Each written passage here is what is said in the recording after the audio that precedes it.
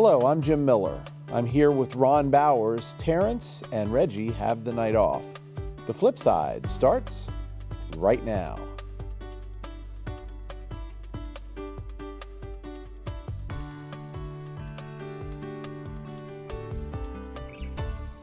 Welcome to the show. Well, it's election season in Washington County. Ron Bowers, this is your favorite time of year. I know that. I know you're very involved in local politics. You're very involved in state politics.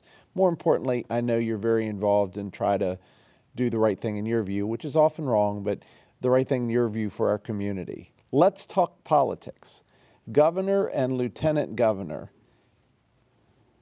Wes Moore, obviously he was challenged. Does that surprise you? No, there's a lot of people upset with Governor Moore and Aruna Miller. There's people that use different reasoning why the state of Maryland is so terrible and why everybody's moving out and all kind of different things. But yeah, and I had comments on, I've been asked before about what did I think would happen in that race. And my comment was depend on who Governor Moore, and I think we said it on this program. It's who Governor Moore runs against. And I said then I felt that if it came up to Merrick and Dan Cox, I didn't think there would be, the race is over. That was my opinion then. Well, on the Democratic side, Governor Moore won, I think we can say, comfortably, yes, with 82.65% of the vote. On the Republican side, Mr. Cox also won comfortably with 59.16% of the vote, followed by Ed Hale and Tyrone Keys, who received a measly 13.46% of the vote. And I had a chance to talk to Hale. Hale was, I know a lot of people in Ed Hale's staff, people down in Harford County and other areas, and he had a lot on the ball. But they effectively went after him in the primary. I think Moore's folks went after Hale in the primary for switching from being a Democrat to being a Republican. But we're back to it again. We're back to Wes Moore against Dan Cox. Yeah. I've met Dan Cox. I met Dan Cox in Hancock a couple of years ago. Very nice man, nice family. Politically, he's a little far right for me. Yes. And he was endorsed, I think, one time by the President of the United States back then. But now they're into a general election where it will be Dan Cox against Governor Moore. John Myrick and Brenda Chame, as the loser column goes, produced a surprising, in my view, 11.83%. I didn't think they would get that high. Any surprise to you on that one? No, Brenda and she was a running mate lieutenant governor for them. Brenda's a really decent, nice. Oh, she is. Just a here's all-around nice person. And when she was in state government, the mistake that I think she made back then is she didn't campaign. Yeah. You never heard from her. I think she probably could have won that race. And I thought, I only talked to her a couple times on the show, but she seemed to me to be thoughtful and, centrist, which is something that is attractive to me. But yeah, so I don't know. I don't know what, I was surprised with the 11.83%. That it was that high because they did do a good job, and I think how much higher were they than Hale? They were significantly, I think, higher. No. Hale was at second. 13.46. Yeah. So. Oh no, Hale did beat. Oh yeah. Oh yeah. By 2%. Yeah, by 2%. Almost 2%. Yeah, this is updated figures here. Yeah. Okay, let's talk about comptroller. So. I don't know that we've heard a lot from Brooke Learman. I know that Brooke Learman has been in Washington County. I know that she, a Democrat in Washington County doesn't have a lot of chance to win things usually. That may change this election cycle because of some of the things that are going on nationally. But yeah, I think that Brooke Learman is going to be hard to beat. Sonia Dunn, who was the Republican, ran unopposed. Of interest, she got 7,000 votes versus Brooke Learman's 6,306. Again, now you're either a Republican or a Democrat, so this is not a contest between them at this point. Any thoughts on that race? I like Brooke Learman. I do too. In fact, one of the ball games that they had, the flying boxcars, she sat in a seat beside me with her son back 2 years ago. And her conversations and what we talked about, as far as what the comptroller did, where Schaefer was when he's comptroller, where Louis Goldstein was when he was comptroller. But I've listened to her, and when leadership, Washington County and the chamber on that coalition day in Annapolis, to where she was part of the presentation. She came in, as a member of the Board of Public Works. I think it was unbelievably how attuned she is on issues, how up to date she is on issues, whether it's school construction or whatever it is. All right. Let's talk about Attorney General. Anthony Brown, unopposed on the Democratic side. James Rutledge, unopposed on the Republican side. There again, from a vote count perspective, James got more votes than Anthony. However, again, they weren't competing in this particular election. Once again, just like Brooke Learman, I think Anthony Brown's going to be hard to beat. I do, too, think he's going to be hard to beat, and something tells me that the figures that we are looking at are for one precinct only and not statewide. I believe they are, yes. Yes, so this is, I think, from reviewing this right now, what I see, this is one precinct somewhere in Maryland. It is not, an overall count. Correct. For it's what Washington we're talking County. about. Oh, this is Washington County? That's my understanding, Oh, yes. okay. You know what the answer is going to be then if it's in Washington County. Right.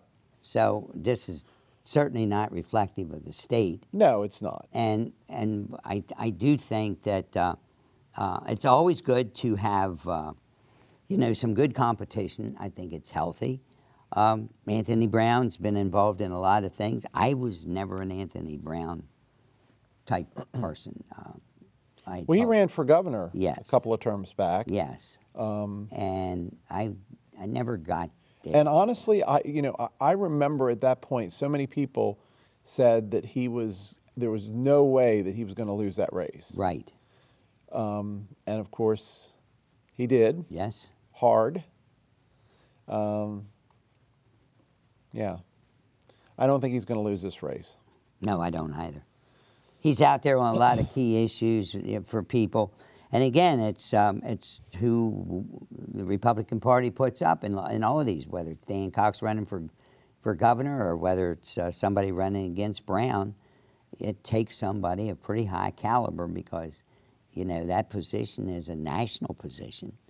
That gets involved in a lot of different parts of the law that to stop things, to question things, to take them before a grand jury or whatever. So I don't see him being beaten. District 6 Congress. This was a highly contested race on the Democratic side between April McLean Delaney and former Congressman David Trone. I really thought Trone had an opportunity here, but I guess, maybe the Senate race was that he lost, handily lost a couple of years ago was indicative of the fact that we're not in the David Trone mode anymore. Sometimes you can be in people's face too much. Sometimes you can be on the airwaves far too much with their advertising. I don't remember what he spent with that Senate campaign, but it was huge. Yes. And you wonder, why are we spending this kind of money for Congress or a congressional Yeah, seat. why do or we a spend Senate seat. $60 million to get a job that pays $188,000 a year? You answer that question, and the folks that's watching us this evening could answer that question, and you'll come up with an answer. Well. And we don't have to repeat it. Yeah, there you go. So also running in the Democratic District 6 was George Gluck, who's been on the ballot for many cycles now. He's one of those people that I don't think he has any thoughts that he's going to win. He just wants to get his issues out. And I tell you, I respect somebody like that. So he goes by the Melvin Perkins. He's the Melvin Perkins, modern-day Melvin Perkins. I'm not familiar with the reference, but it sounds Melvin like. Perkins was back when Goodloe Byron was a congressman. Melvin Perkins ran against him. When Goodloe Byron passed away, Perkins tried to change his name to Goodloe Byron. Do you remember that now? I don't. No. Okay, that happened. That was before Jim. Mr. Perkins, he never made it, but he was a perennial candidate. He was the Buddy Morris of the state that Buddy was in Hagerstown. Yeah. And Republican, Chris Burnett, Robin Ficker, Mariella Roca. Robin is another perennial candidate, as you call them. Again, I think he just wants to get his name out. Mariella Roca, who I find very engaging and very smart. I was surprised she didn't do better in Washington County. But again, I don't think she campaigned that much. She ran last time, and I think she campaigned, at least from my perspective, she campaigned more last election cycle than she did this election, at least in Washington County. Yeah, well, you know, Chris Burnett was a good person. I've had several close friends of mine that really liked Chris Burnett, and they thought he would do a lot better. And in Washington County, Ficker only beat Burnett by just a couple of votes, 38-67 for Burnett, and Ficker had 38-82. Yeah. So that was very close. Yeah. On the state Senate side, in District 1, we have Ashley Emmerich on the Democratic side, Mike McKay on the Republican side. They were both unopposed, so they'll be moving forward to the general election. Again, I don't think Mike has a chance in heck of losing that. I think he'll be reelected easily. Mike has been he's my senator in Morgansville. Mm-hmm. He has done a lot for the district. He has. He was fighting for one thing that I disagreed with, and people in Hagerstown disagreed with, when he's trying to get Engine 202 to Cumberland, which I totally disagreed with that, and I think that's not going to hurt him anywhere along the line because there's not that many votes. But he was very much for that. But he cares about economic development in Cumberland, in Western Maryland. And he's thoughtful, and he's engaging, and he's out there. He's sincere. Shaking hands. Yeah. He's talking to people. I think doesn't he run a dry cleaning business? I believe he does. I don't remember, honestly. Said he used to go down the road with a car full of dry cleaning suits and shirts and stuff for people that got him to do their laundry. All right, Ron, we are out of time on this segment. We've got a lot more election stuff to talk about, so let's take a break here. We'll come back, and we will dig back into the elections. A lot of local candidates, a lot of local races that we need to talk through. We hope you will stay with us for those stories. The Flipside will return after these messages.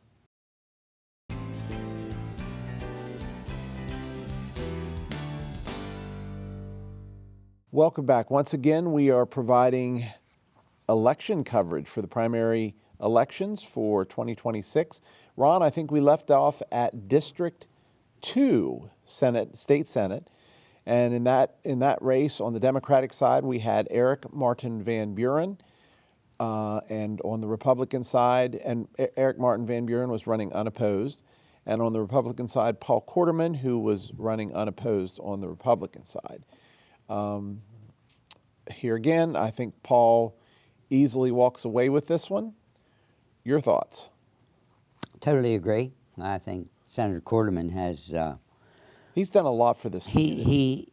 I've watched him over a period of time. He's had a couple issues that I totally disagree with.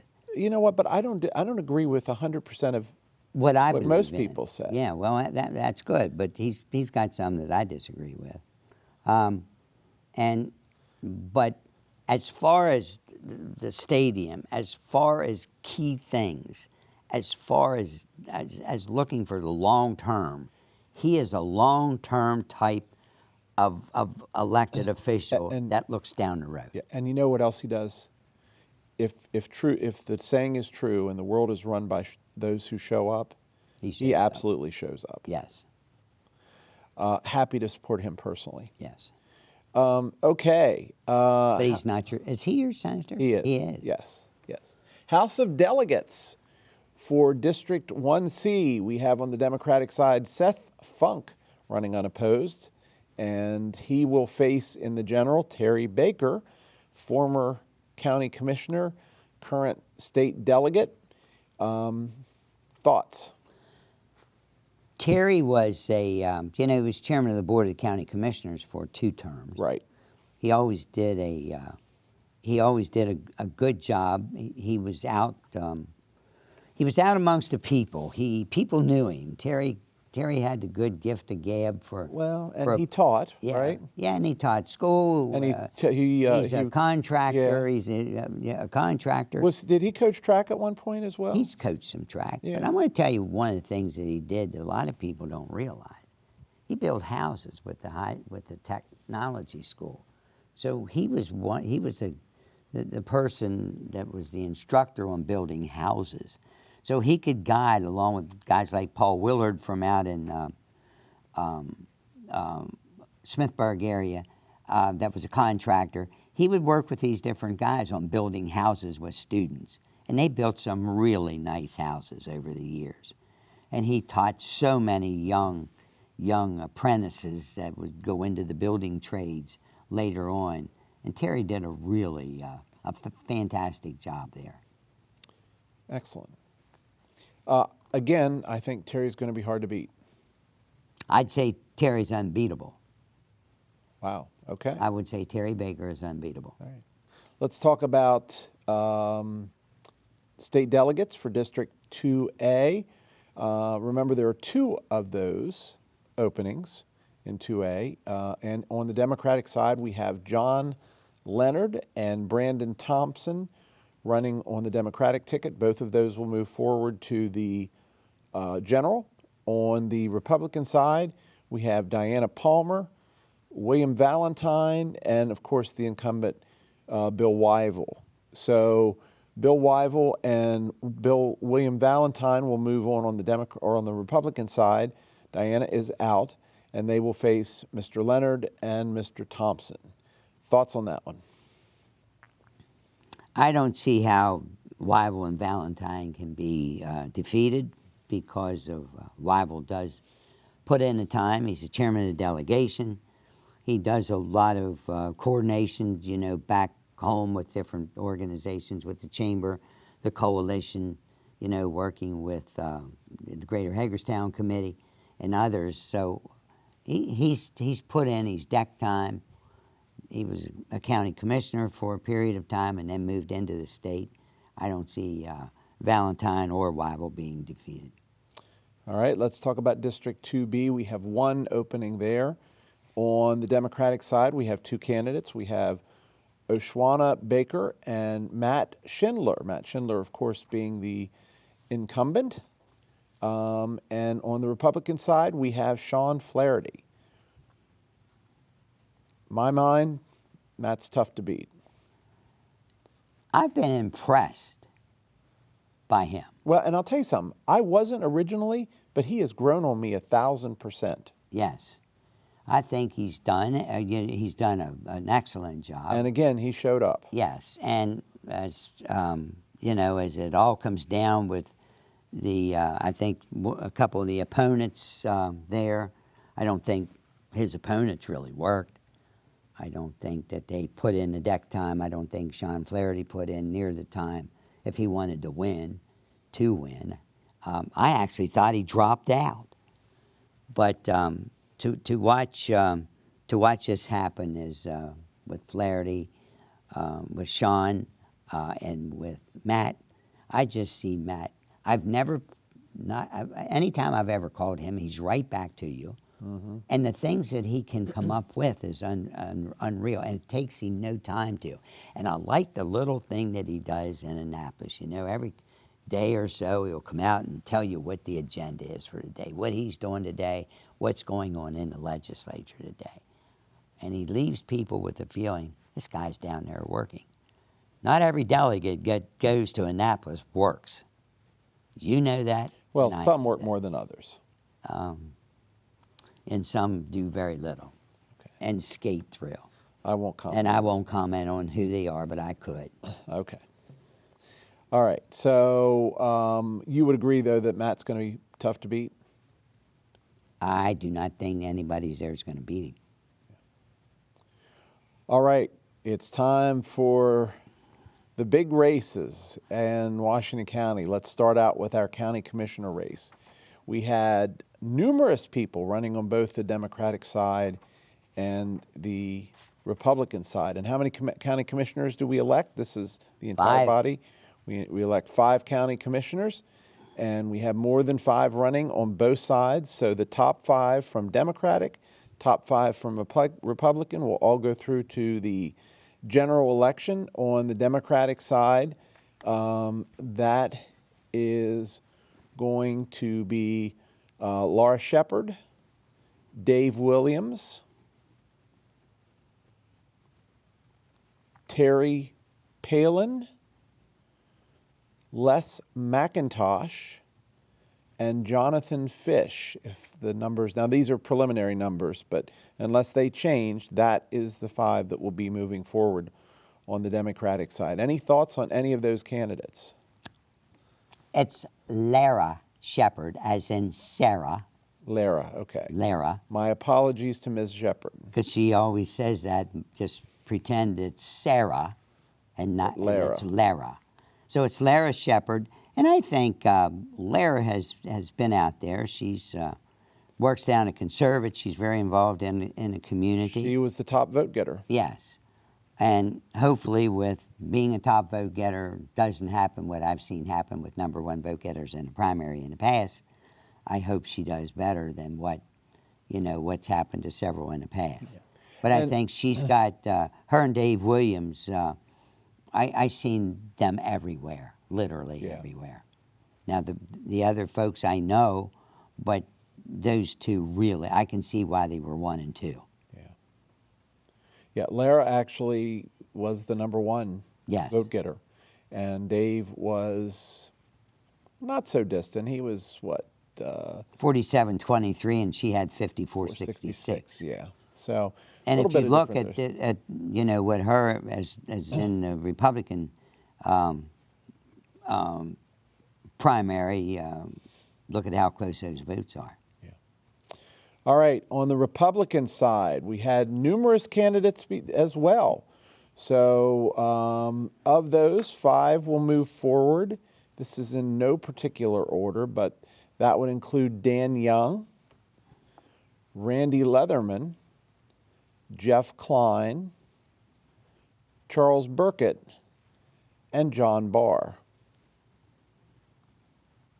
John was in 5th place, which I think was a little surprising to me, given his name recognition and so forth. You have to wonder if some of the attacks against him and others have impacted any of that, and it's possible. I'm not going to go into the attacks. Yeah. So those 5 will move on. Any surprises for you in on the Republican side? I had a feeling that 1 incumbent would be defeated in the primary. Okay. They weren't defeated in the primary. No, they weren't. But I think at least one incumbent will be defeated in the general, and there's a possibility there could be 2. I think it'll be 2. And things have changed. Things have changed over the year. And when you go ahead. No, go ahead. No, I want you to finish. And I think how we've handled transparency, how we handled the hiring of Greg Murray up at Fort Ritchie, and who was part of JGBLI, the South Korean group, how that was done. and also cutting off citizen comments. And by cutting off citizen comments, the transparency, how it's all brought back, that people understand what's going on. How the sausage is made. We've lost that. And now I wonder why we've lost it. Is it because of the county commissioners, or is it because of other positions in county government that could be leading into helping lose the things that we've been so strong in? Yeah, or is it some of it, some of the shenanigans we've seen at county commissioners and other meetings that are truly shenanigans? Yeah. Well, I've been, I was told years and years ago when I was involved, there comes a time that, time for you to go. Well, and that was going to be my comment. Yeah. Is that I think at some point, and you can't necessarily predict this, but I think at some point, the voters get sick of seeing your name on the ballot and say, he's gone, she's gone. Yeah. Whatever. Well, they get tired of seeing pictures. They get tired of seeing. How many ribbon cutting ceremonies do we have? It seems like there's a ribbon cutting ceremony a couple times a week. Personally, I think that all these ribbon cuttings and things that they have could be done probably in a different way, but I see it as a campaign thing for the county. Yeah. I just do not feel it's right that you use all the county staff and things for pictures out continually over and over and over, that's what it's for. And I also think under comments by commissioners, you have commissioner comments at Right. every meeting. Well, since we cut out in county government, since people can't talk anymore, if I were under my comments as a commissioner, I would read some of the emails of some of the people that sent me. I would not be telling what pancake breakfast I went to, what this I went to, or where there I went. I would be talking about government. I would be talking not what I had been doing, but what our constituents have been cut out of county government, and there's some people going to pay a price for it. We'll see. There's a lot going on that could affect the elections this year, not just that. That's true. Some of the national politics. You're welcome to bring some of those up. Yeah. Let's talk about Clerk of the Circuit Court and Register of Wills. Both of those candidates are Republican and were running unopposed. So Kevin R. Tucker, saving and accepting a mass of write-in votes, and Lacey Fluke will be our eventual Clerk of the Circuit Court and Register of Wills, respectively. Judge of the Orphans Court, Melinda Malott was the big vote getter there, and with 36.89% of the vote. She had two opponents, Mark P. Brew and Sean Perry. All three of those candidates are Democratic. The Republican candidates, we had Deborah Breeding, Paul Bannister, and Jim Nips. Paul Bannister eked out a win on that one with 33.98. Jim Nips, I was surprised, he was in third place. He has had some significant name recognition through his work with the Chamber and with Potomac Edison and others. And his wife, Dory. And Dory. So I was kind of surprised by that, but we'll see. So all three of those will move forward on both sides, so we'll have 6 people to choose from. You know what's going to be interesting? Melinda Malott. Yeah. Jason's wife. Jason's and Jason wife. was the Yes. Registrar of Wills for several cycles. And he lost, and a lot of people wondered whatever caused that loss. But again, it's a red county. Yes, it is. But this time around, maybe the county's not as red as it was. Don't forget, Jim, one thing we failed to recognize. The Democrat votes and the independent votes is 12,500 more votes than what the Republican vote count is. Right. And that can have a tremendous impact on the election. Will it? That's yet to come. Yeah. All right, let's talk Sheriff. We're over on time, but we're going to get through these last couple. Sheriff, Democratic candidates was Junior McLeod And on the Republican side, we had Brian Albert, who's our incumbent, and Chucky Johnson. Brian swept the election on the Republican side, so he will face the lone Democrat, which is Junior McLeod, in the general election. Board of Education, we had Peter Bickford, Alina Chester, Darrell Evans, Mike Guessford, Ethan Lowen, Robin Merchant Spickler, and Linda Murray. Peter Bickford was the top vote getter. You'll remember that Peter served on the Board of Education previously and was voted out last term. Last term. So he is trying to put his hat back in the ring. That one surprised me when he got voted out. I have a great deal of respect for Peter. Surprised a lot of people. It surprised me that he lost, but there was a move to oust several of them there. Because they were Democrats, even though this is a nonpartisan election. But two of them weren't. Stan Stauffer was not a Democrat, and neither was Melissa Williams. I think she was a Republican. I thought she was Democrat, but Yeah, you may be I think she was right. a Republican.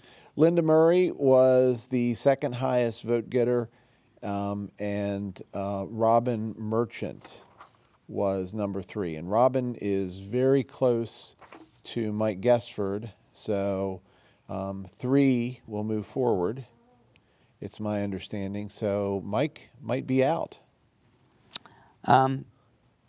Mike's been part of some serious problems, especially, when the Muslims were having their open house, when, that all came up. And there was a lot of people in the community. Mike had some PR issues, no doubt about it. And he's had severe PR issues over time, but he's come back. He has. And if you talk to Mike, Mike is a genuinely nice guy. Sometimes he may say or do the wrong thing. But don't we all? I didn't know you did, but I'm glad you did. I know you do. Well, I will accept that. So. But no, Mike is he said a couple things back some time ago, and but if you run into him to talk to him, I mean, he's just as nice a guy as you want to meet. Yeah. Okay, we are done with election coverage for now. We've got some other issues to talk about. So, Ron, stay where you are. TV audience, stay where you are. The Flipside will return after these messages.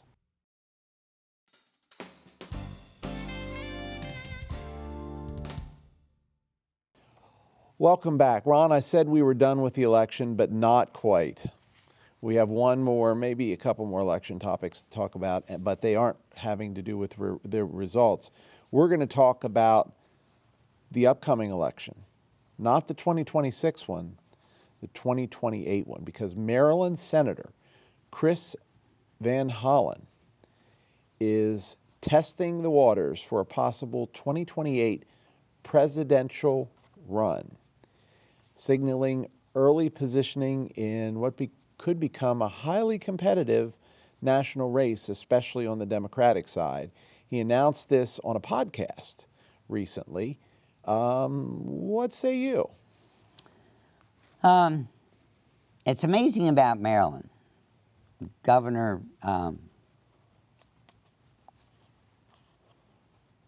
Governor O'Malley wanted to be president. You have Governor Moore wants to be president. You've had the toe in the water from Senator Van Hollen to be president. I think Senator Van Hollen, I know Senator Van Hollen pretty well. And he has, when they have technical budget questions and a lot of questions, I know a lot of different news media go to him for technical answers to things. And I think he's got his finger on the pulse of a lot of knowledgeable things. Does that transpose into a run for the presidency in the whole country? A successful run for the presidency. Yes, well, even a run. I mean, because you've got to get through not through a primary, you've just got to be recognized and get done. In more than just Maryland. Yeah, and there's going to be a lot of national figures, and I don't think the senator is quite that national figure. Yeah, in my view, if I had my crystal ball, I would say you're going to see more Democrats on that presidential stage before the Democratic primary than you've ever seen before. What do we have, 17 last time? Yes. Maybe 20. I think there's going to be a lot of them. I think there's going to be a lot of people that throw their hat in the ring. Is Wes Moore among those? I don't know. Is Chris Van Hollen among those? I don't know. Is Governor Gavin Newsom among those? Who knows? Is the former vice president among those? Who knows? But I mean, you don't have to think very hard to come up with a significant list of potential candidates. In other words, once the general election's over 2026, we are right into 2020. You're right into the 100%. And yes. As evidenced by Senator Van Hollen, we're into it before the before the primaries. Yes. The ink is dried on the primary results. And the interesting part of that is going to be on the Republican side. Who's going to be that? Who's going to carry the torch on the Republican side? Well, there's a couple of people that I think the Republicans are looking at. The question is there someone who's not necessarily in the limelight that could be the spoiler for our current Secretary of State or our current Vice President? They have issues that they have to deal with, ongoing issues. It's how you deal with those issues. Mm-hmm. It's information that comes out because, we've heard a lot of things over the years about fake news. Right. Well, you heard it so much in the past. Well, how about the people that was talking about fake news? Is the news that they're putting out fake? Well, and and that may or may not be true. I don't know. I'd have to get into specifics. But here's what I do know. Historically, President Trump has not been kind to people who have tried to distance themselves from some of his politics, even if it's a minor issue. So I'm imagining the either the current vice president or the current secretary of state who, as a part of a primary, distances himself from President Trump on an issue and what the backlash on that might be. How long will that last? How long will that control last? Do you see it lasting forever, or is it going to... Well, I don't think it's about control for me. I just think it's about... No, I'm talking about the president's control over who does what. Well, I think... Is Thune in or out? I don't know. As the president of the Senate? I don't know. Did he make it through today? I don't know. There's problems there. Yeah, but my point is, for me, it's not about control. It's about, Donald Trump, whether you love him or hate him, there's little argument that sometimes he says things that he shouldn't. You just talked about Mike Gessford saying things that he shouldn't. Mike Gessford is nothing compared to Donald J. Trump in terms of what comes out of his mouth. And he's more than willing, or at least historically, he's been more than willing to throw whomever under the bus for saying it's cloudy when Donald Trump says it's sunny. So what impact does that have on those potential candidates? Right now, the Secretary of State and Vice President are golden boys to him. That could change in an instant. Look at his previous Vice President. Didn't last, did it? And how quickly that changed. What does kicking the tires mean in a political context?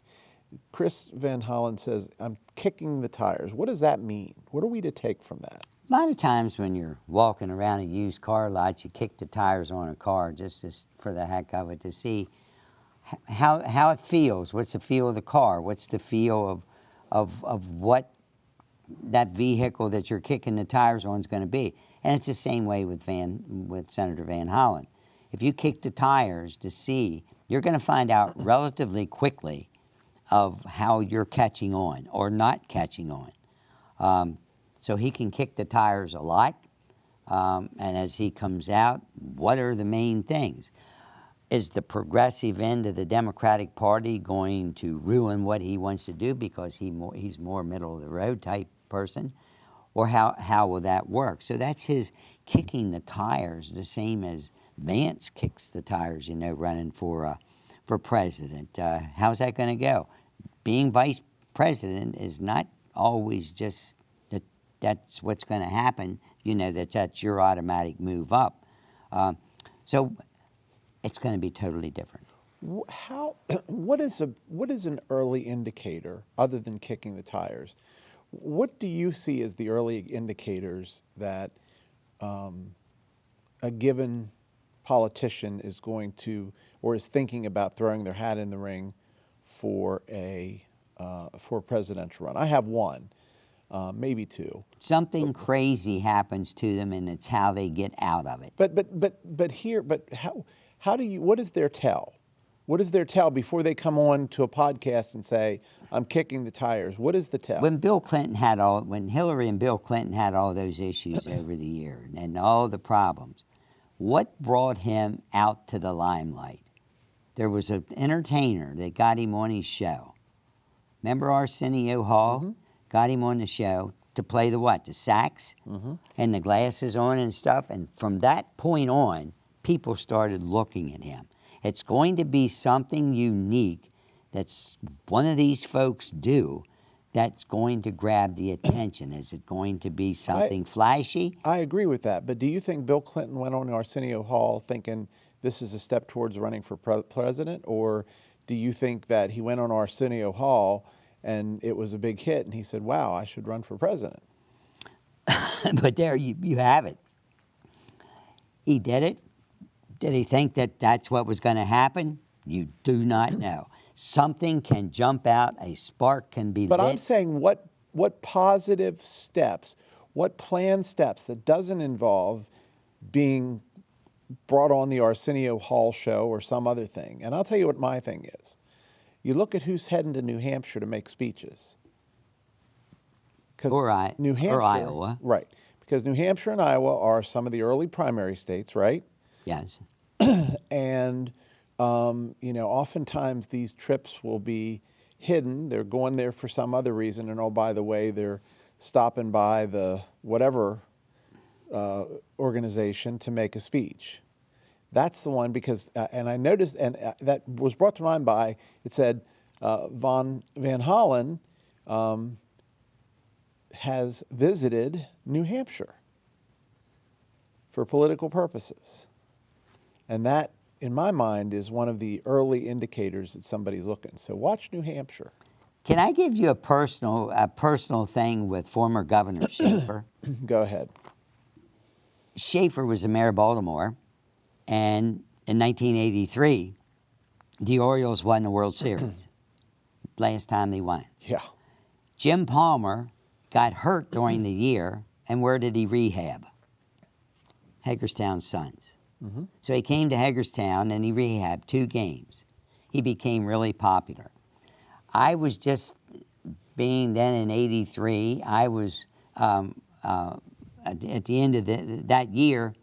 I was speaking to the Maryland Chamber of Commerce on how people are trained by little companies and picked up by big companies. And the little company pays it for it. This particular case, Jim Palmer was rehabbed here in Hagerstown. He went on to win 1 game of the World Series. I called on the mayor of Baltimore in my speech at the Maryland Chamber of Commerce that he give the trophy to Washington County and the city of Hagerstown for 1/4 of the year. He did it, and he took the trophy then all over the state, and that's what started his quest to become governor of the state of Maryland. So it was something that he used that he could do, and somebody's going to do that running for president. Something is going to happen uniquely different that shows a person can run.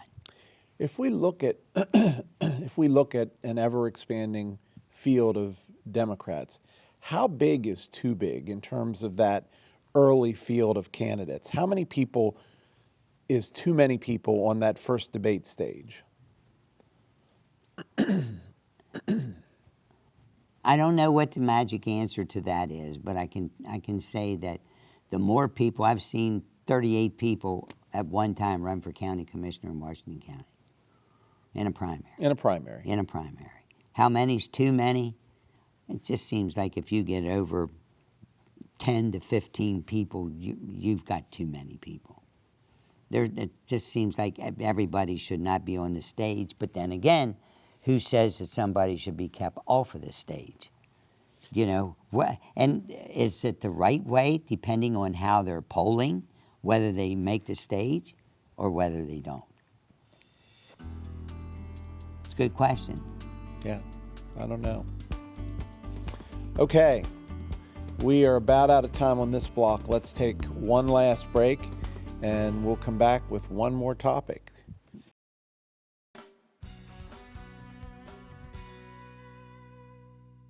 Welcome back. Well, our next topic, Ron, the state of Maryland is spending $85 million to retain the Preakness stakes, and it is raising major questions about balancing economic development priorities with growing budget deficits. What say you? How much did the stadium downtown Hagerstown cost? I don't remember the last number, 50 million? It's probably up to 80. Okay. Okay. That includes the parking deck. No, that includes the stadium in that area. I thought with the parking deck was like 70, but. Well, the stadium didn't pay for the parking deck, the city did. I have zero problems with what they're doing for the Preakness. The Preakness belongs in Maryland. The Preakness part of the Triple Crown. And if you look this year with the Preakness when it moved, and you had the horse that won the Kentucky Derby, passed up the Preakness, but the Preakness was a most exciting race. And it was at another place because what all was being done, to rehab, rebuild the track. Right, Pimlico, $400 million. Yes. So And that is a significant. Private sector. Don't forget. Well, Maryland committed $400 million Yeah. to renovate. Maryland, the state. Yes. And I have no problem with that. There are people that have problems with it, but the economic development, the economic aspect of the track, what the Preakness draws, and what. Do you realize how big the horse industry is in Maryland? Well, I I realize it's big in Maryland, but I also realize that statistically it's a declining industry. Is it? Yes, it is. By whose standards? That's all of the reports that I've read on the subject suggest it is absolutely a declining industry. Now, I don't know how fast it's declining, but people seem to be, at least according to experts, less interested in horse racing than they were previously. There may be less people interested, but then you got more people too.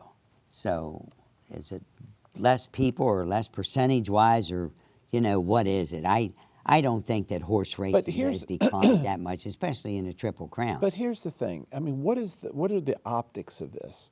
We're spending $70 million, and I know we're going to fund it with bond funds, and I know that, theoretically it's not coming out of the taxpayer's pocket. But what are the optics of this when we have such a significant state budget deficit for the last couple of years? Is there a deficit, or is that a preconceived notion by people that's against the state of Maryland? Well, no, wait a minute. Yes, there was a deficit. Now, and why was that a structural deficit? Hold on. Okay. In the state of Maryland, we can't do what the federal government does in deficit spend. Our budget has to hit zero every year. There's That's right. no option, right? It's got to balance. But look at what we've done to do that. Have you renewed the registration on your car lately? It's like $400 for 2 years. Okay. Okay, we've got now a tax when you buy paint. Okay. We've got 400, 500, 600, 700 of these fees that have raised significantly. Well, then kind of figure those up when you look at the federal government that just bought a parcel of land in Washington County. We're not talking about the federal government. My point is the federal government just bought a piece of land in Washington County. The land was valued, the building was valued at $72 million. And they paid $102. And they paid $102 million and put another $113. Don't tell me that anybody is concerned about the type of things you're talking about. Because it's Maryland, they will bring it up. Well, we live in Maryland. That's true. Okay?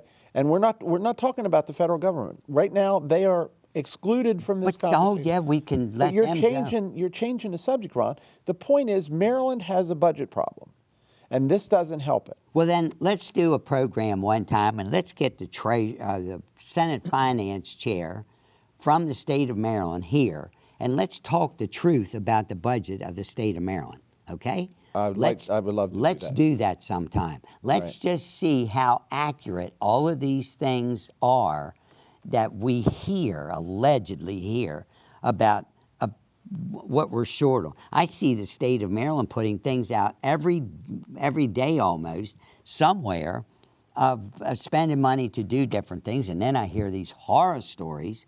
They are cutting some things off Medicaid, Yep. cutting some things back on disabled people, which I deplore, and I know that they're doing that. So there is a problem there. But then again, where are our legislators? I know that they're there. They get the money. I'd like to have a really knockdown, drag-out discussion of facts about Maryland and the budget issues. I've got to stop you there because we have one more important subject to cover. Okay. And that is the fact that in the past few weeks, we have lost several giants in our community. And I wanted to give you an opportunity to talk about a few of them, and I'll talk about one of them. So let's first talk about Art Callahan. You know, Ed Lowe's been on the program a lot over the years, and Ed and I, a couple of weeks ago, Ed and I were talking. We said, wonder how Art is. We heard he wasn't getting along well. So Ed and I got on the phone. I made a conference call, got Art on the phone, and we had a wonderful conversation. And it goes back to the Greater Hagerstown committee. It goes back on his wife being in county politics. It goes back to Art. It goes back to the day when Art was a big fish up at Fort Ritchie, did a lot of things. Art Callahan was one of the nicest, most genuine, intellectual people that I ever met. He was proud of Washington County. He moved back to Texas, but he was proud of Washington County, proud of what he could do here. And he is a guy, he's written several books. And those books, I have both of them. You've got, and I've got them both too. But he was a lieutenant colonel in the Army. And he was born in Hinton, West Virginia in 1948. Well, so, and most importantly, and we need to get to our other two, but most importantly, I mean, he had this community's best interests at heart, and I think in everything that he did. He did. Let's talk Marcia Nicely. I always considered, and to this day still consider, Marcia Nicely as one of the top businesswomen that I have ever known in Washington County. What she did with Sagittarius, what she did to go to Paris, to go to New York, to keep her hair salon up to date, I just have never, how she did it, how she was always on top of things. When we wanted something done, you could go there. I remember one time we got a makeover for Bob Borngesser, and she did that. She was benevolent to the community. We've lost her far too early. Yeah, and the one that I want to bring up is a gentleman who actually aired a show on this channel. I produced it for several years. It was called Team Legend Outdoors. The gentleman's name is Donnie Kirby. And Donnie was one of those guys who worked in the dark. He was not in it for the fame. He was not in it for the fortune. But you can bet that if you had a problem and it was within Donnie's power to resolve that problem, he would move heaven and earth to do that. My point is this. All three of these people, for different reasons, are giants. They are patriots. They are members of the community that everyone should learn about them and mimic some of their actions because they only did the best for the community. And from my perspective, the streets of heaven have three amazing new angels tonight, and we will miss them dearly here on earth. That we shall, amen. That's all the time we have for tonight. We hope you will like us on Facebook. We hope you will follow us on X. We hope you will send us your comments and suggestions to feedback@flipsidetv.com. That's feedback@flipsidetv.com. Most importantly, join us again next week for another visit to the Flipside. Good night.